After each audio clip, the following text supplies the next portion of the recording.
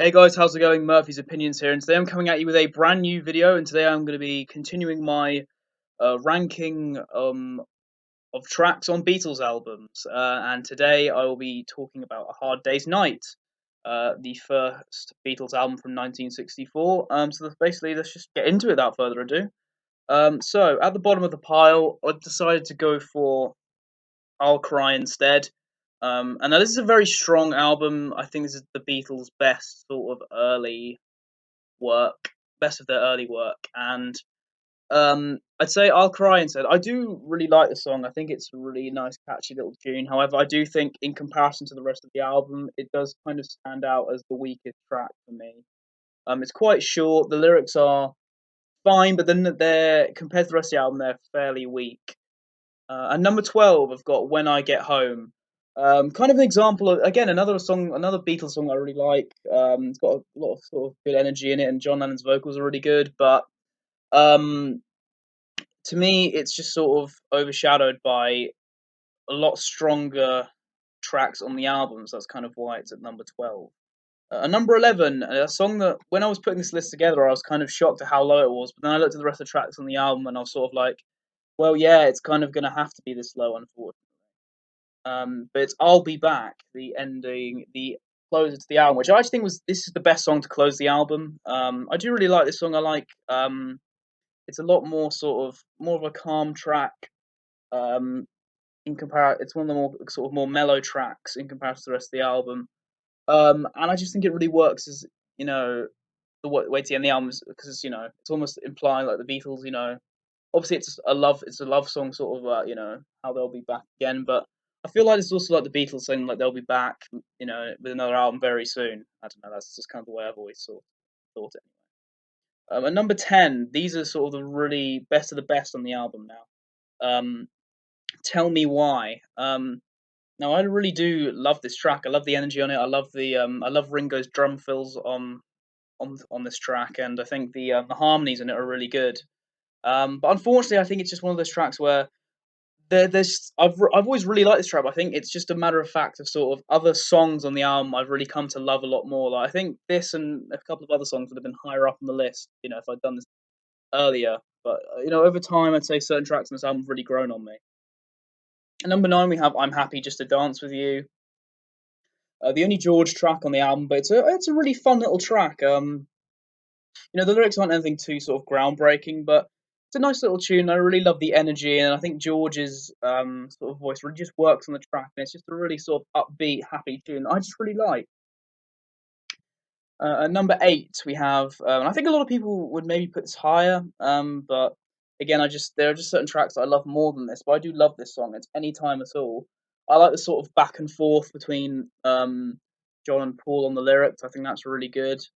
You know, I just think it's also just a really nice song. This sort of if you need somebody to love, that kind of thing. I'll be there, that sort of thing. I think it's a really really nice song.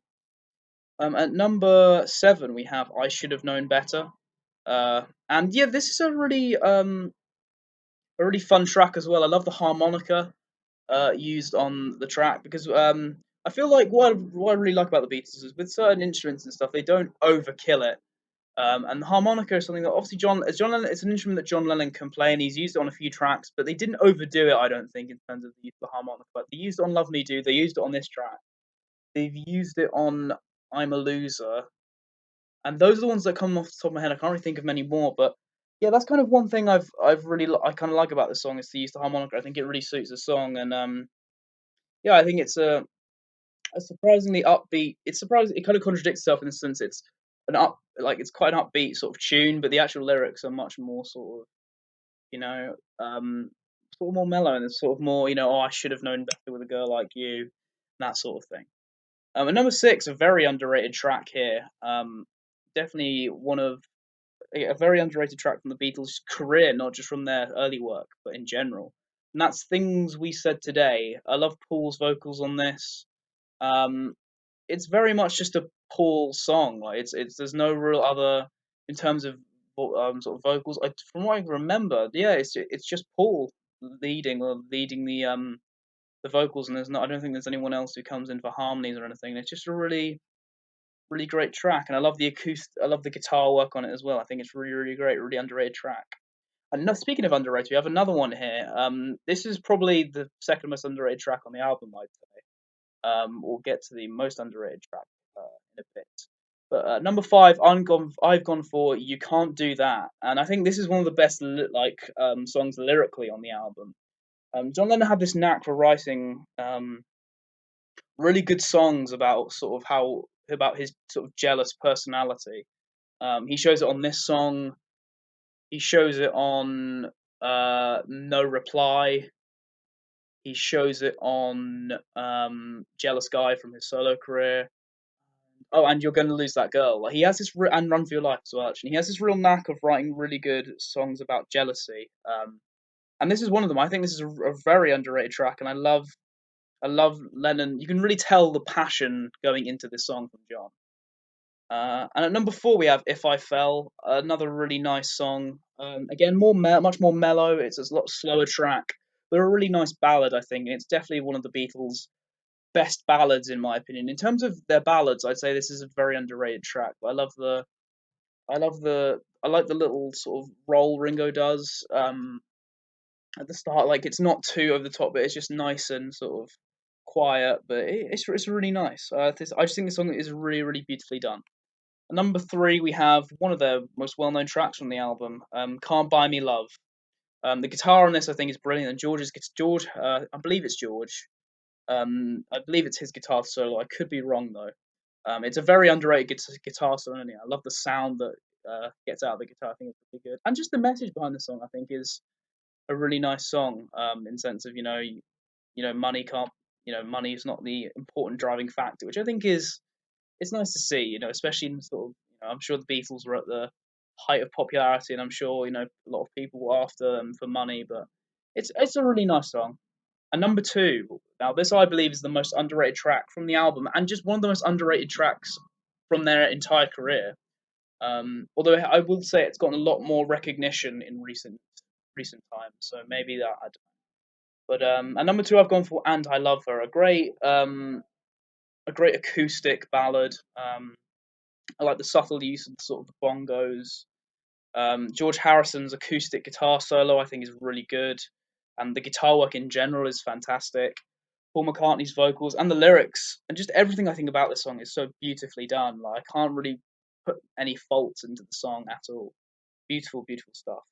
And at number one, I feel like a lot of people would have been able to guess this, and I've said this, from the start.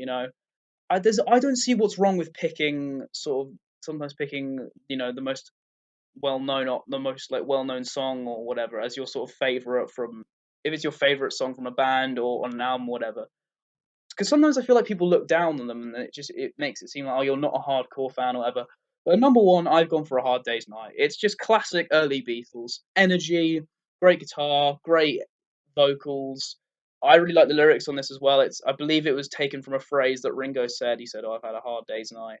The guitar solo is brilliant. Everything about the song is just incredible, and it's the epitome of early Beatles. I just really love the song. One of the first songs I really remember getting into as a Beatles fan. And yeah, I will just go for "A Hard Day's Night" at number one. I hope you guys enjoyed this ranking of the album "A Hard Day's Night." And the next Beatles album ranking or album track ranking review will be of "Beatles for Sale." So stick around for that whenever that comes about. Don't forget to like the video, subscribe to my main channel, follow my Twitter and ask.fm if you haven't. And once again, thank you for watching, guys.